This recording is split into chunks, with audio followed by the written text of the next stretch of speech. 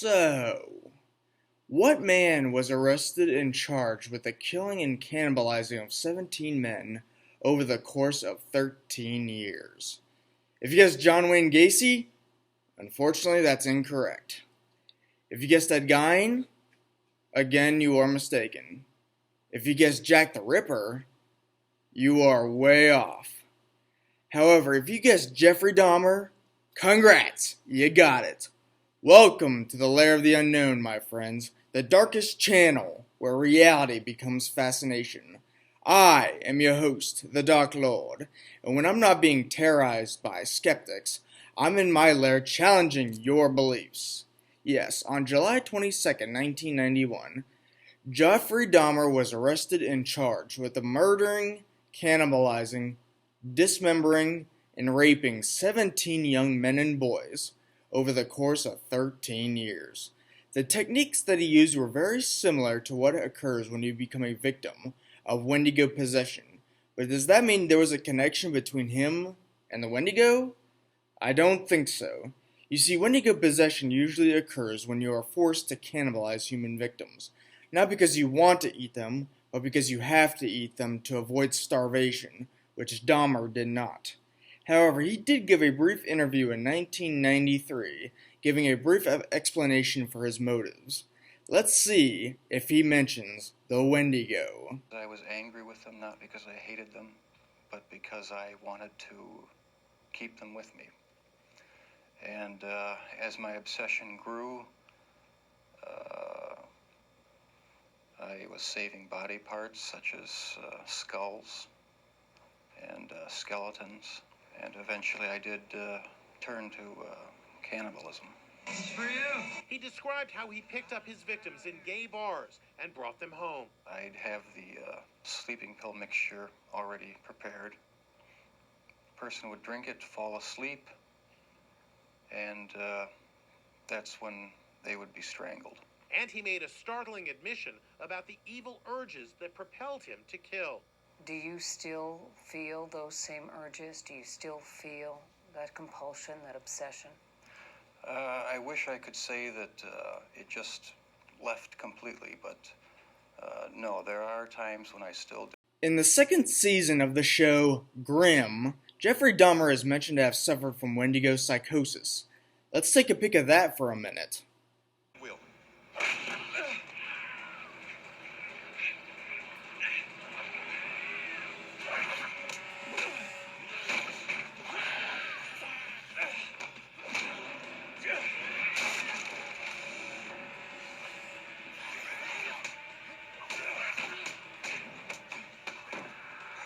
You're a Grimm? It took you long enough.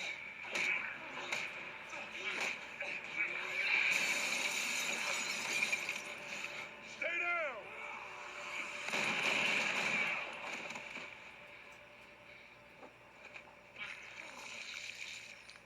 Now, besides the fact that I did say that Jeffrey Dahmer was not a Wendigo, it is possible that he did suffer from Wendigo psychosis, or even the traits of Wendigo psychosis.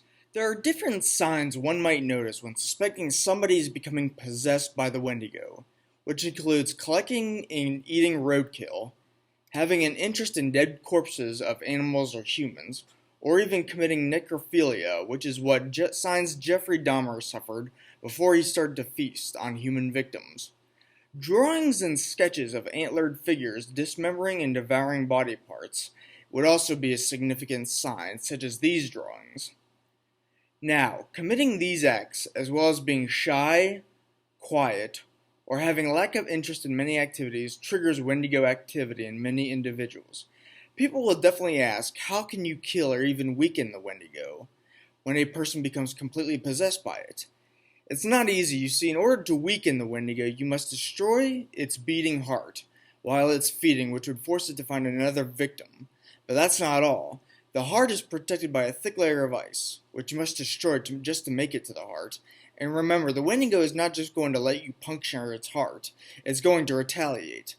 Silver bullets, or even a silver-tipped arrow, are the only weapons you can use against a Wendigo spirit, the same as a werewolf. Wendigos are also known to be immortal. If you destroy its body, its spirit lives on and continues to hunt the forest for fresh victims. The Wendigos are mainly native to Canadian forests and the northern United States where colder climates are. They are known for having excellent eyesight, hearing, smell, and speed, which they use to possess their victims easier. However, there is an old Indian folk tale that told of a giant Wendigo who captured a little Indian boy to feed off of. However, the boy was too thin to feast off of, so the Wendigo was forced to travel with the boy until he was overweight enough to feed on. Unfortunately, as the boy traveled, he stayed in shape, so the Wendigo was never able to eat his flesh. He attempted to gash the boy's hand to check his weight, but he was never able to consume enough to get fat. Eventually, they came across an Indian village, and the Wendigo forced the boy to go eat enough food in the village to get fat. The boy pretended to do what he was told, but informed the local Indians about his entrapment. The Indians then trapped the giant Wendigo and severed his legs. However, the Wendigo began feeding on the marrow of his own legs to survive. The Indians revealed their final ultimatum and dismembered the entire body of the giant Wendigo and killed it. The little Indian boy was saved at last. There are also 2 movies aside from the movie Antlers that may have Wendigo inspirations. The first one somewhat has Wendigo tactics.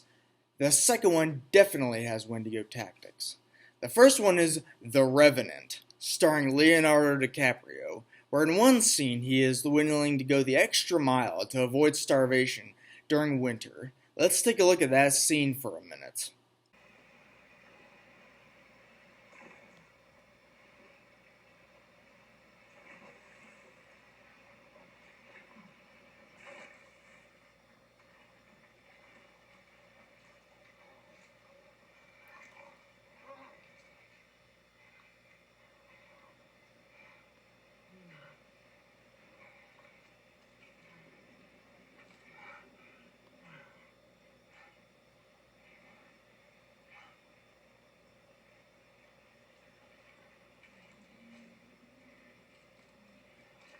The second movie would be The Green Inferno, which is a film that is all about cannibalism. Let's take a look at that film for a moment. Vaya.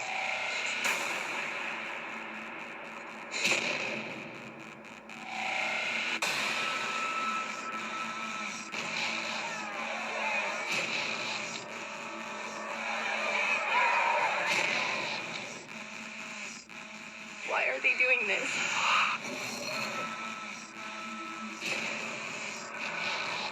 What are they gonna do to us?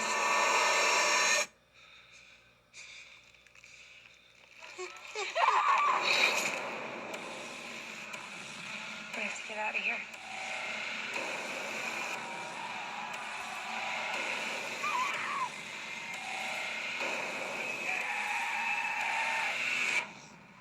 This movie greatly reminds me of the one scene from the second Pirates of the Caribbean movie, where Jack Sparrow nearly gets eaten by cannibals as well. Now, can either of these films be connected to the legendary Wendigo? Most likely they can if being pushed that far. There was also a whole episode dedicated to the Wendigo on Supernatural Season 1, Episode 2, called, well, The Wendigo. Let's take a quick peek at that episode as well.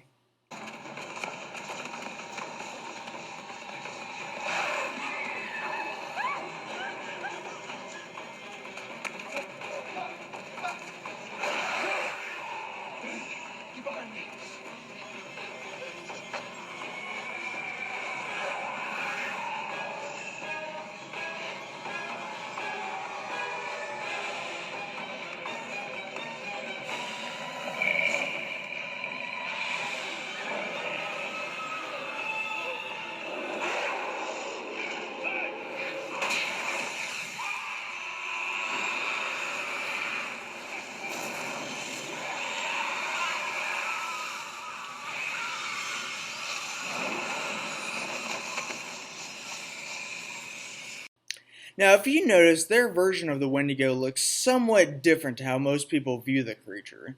In this episode, the Wendigo looked far more human than it normally looks in other popular culture, and it did not contain antlers on its head. the way most have described it. However, it was still very scary looking and had evil, devilish looking eyes as well. Now, many of you may be wondering this question: is the Wendigo a species, or is it something else? Is there more than one Wendigo? Like, if you did encounter a creature like this, could you encounter 2 or 3 of them in the same group? Or does the fact that it is a malevolent spirit that can jump from victim to victim eliminate the possibility of an entire species? The more realistic answer is that it is an individual spirit that possesses victim to victim. There was a film released in 1980 that I must note inspired The Green Inferno, its film itself, to be released. However, it generated a lot of controversy and backlash due to the violence and gore contained in the film. This film was called Cannibal Holocaust, and it portrayed much violence and cruelty to animals. However, there was no mention of a creature called the Wendigo, but this film did contain elements similar to those which might trigger Wendigo psychosis. The Wendigo has also appeared in video games as well as films and books, most notably the 2018 game Fallout 76 and 2018's Dusk, which of course portray the Wendigo the same way it appears in reality, with an exception as in Dusk. The Wendigo stays invisible until it is harmed in any way. The Wendigo was also the inspiration for a Marvel comic book villain appearing in the April 1973 issue of The Incredible Hulk, and again in the October 1974 issue.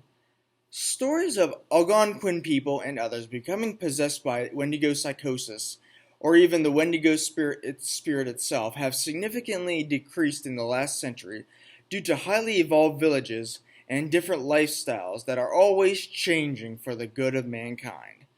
Join me next time, my friends, when I epically conclude my discussion surrounding the legendary Wendigo. Ciao, bitches!